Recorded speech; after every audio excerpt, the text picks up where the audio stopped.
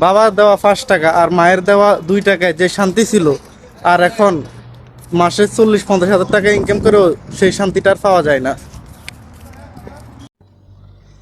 অবশেষে বাংলাদেশ স্বাধীন হলো।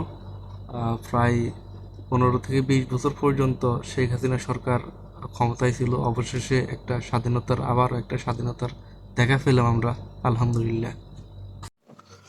দেখুন হাসিনা কিভাবে পালিয়ে যাচ্ছে, দেখুন এই যে নীল গাড়িতে করে আসছে, এরপরে কালো গাড়িতে উঠতেছে।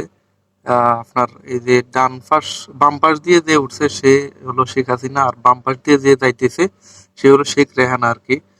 আর্মির সহায়তায়, মানে আর্মি কর্মকর্তাদের সহায়তায় সে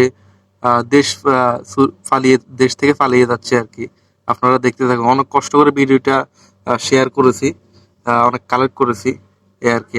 আপনারা দেখতে থাকুন কিভাবে সে পালিয়ে যাচ্ছে।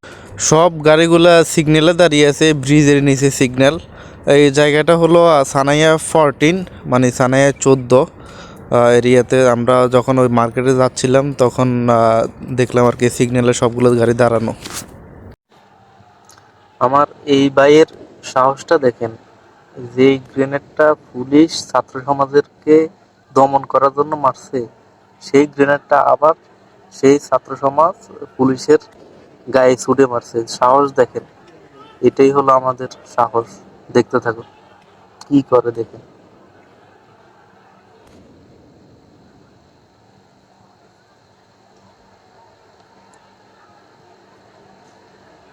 সাহস আছে বলতে, সাহস, অনেক সাহস আছে।